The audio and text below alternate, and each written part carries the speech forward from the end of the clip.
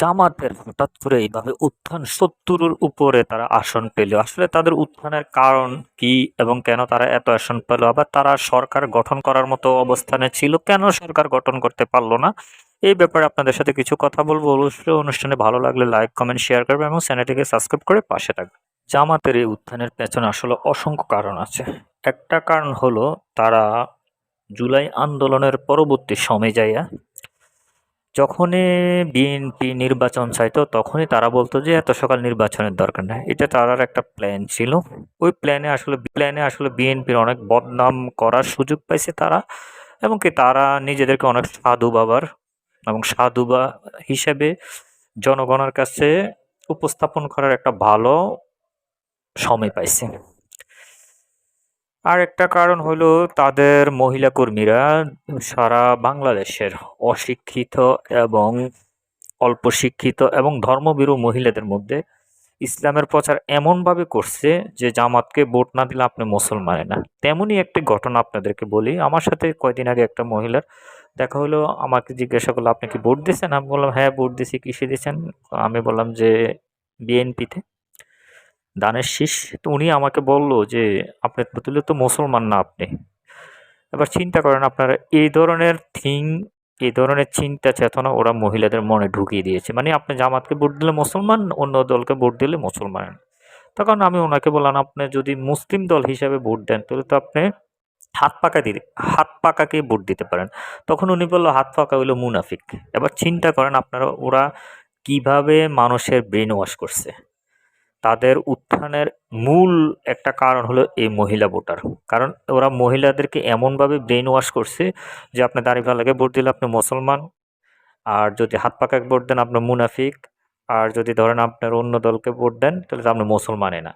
এই ধরনের একটা মহিলাদের মনে এই ধরনের একটা চিন্তা তারা ঢুকিয়ে দিয়েছে।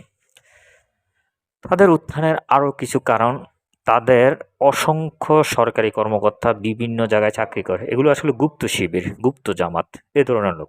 যেমন আমরা ঢাকা বিশ্ববিদ্যালয়ের ভিসি একজন গুপ্ত শিবির, যেটা আসলে আমরা পরবর্তীতে জানতে পারি উনি আসলে চট্টগ্রাম বিশ্ববিদ্যালয় থেকে পড়ালেখা করা অবস্থায় উনি শিবির করতেন। কিন্তু উনি নিজেকে কোনো সময় পরিচয় দেন নাই। এভাবে আসলে ওরা গুপ্ত থেকে বিভিন্ন জায়গায় স্কুলের শিক্ষক, প্রফেসর, বিভিন্ন কর্মকর্তাগণ, বিভিন্ন সরকারি কর্মকর্তারা এইভাবে আছেন এবং তারা অনেকটাই ইলেকশন ইঞ্জিনিয়ারিং করে টাকা পয়সা খাইয়া মহিলাদেরকে প্রক্সি ভোট দিয়া এবং কি অসংখ্য পেপার কাটিংও দেখা যায় যে জামাতের সিলমারা ভোট দেখা যাইতে আছে। নির্বাচনের হওয়ার আগে তারা অসংখ্য চিল-টিল মেরে ফেলছে এবং কি ব্যালট পেপারে সই পর্যন্ত দিয়ে রাখছে। জামাতের কর্মীর প্রার্থীর বাড়িতে যেয়ে খাওয়া-দাওয়া খাইছে। এ ধরনের অসংখ্য ঘটনা কিন্তু আমরা দেখছি।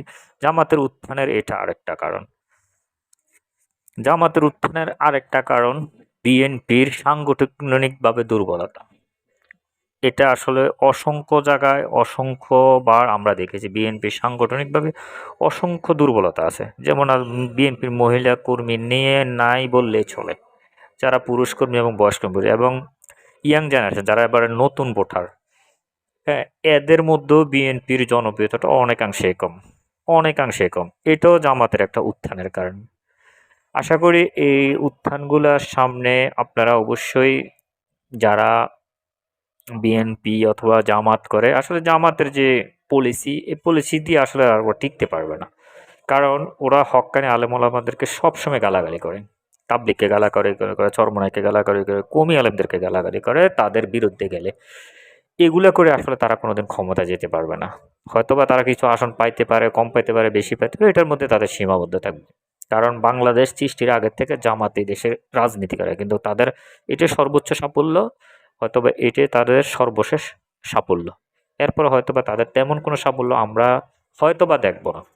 কারণ এই দলটার প্রতি আল্লাহর রহমত নাই। কারণ এরা অসংখ্য মিথ্যা কথা বলে। এদের আমির থেকে শুরু করে একজন শিবিরের কর্মী পর্যন্ত এরা আর মিথ্যা বলতে কোনো দ্বিধাবোধ করে না। ওদের মিথ্যাটাই ওদের কাছে সত্য মনে হয়। তো এরকম একটা দলের উত্থান আসলে বাংলাদেশের রাজনীতির ভবিষ্যতে কোথায় নিয়ে যায় আমরা বলতে পারি না। দেখা যাক। ধন্যবাদ, ভালো থাকবেন। অবশ্যই চ্যানেলটিকে সাবস্ক্রাইব করে পাশে থাকবেন।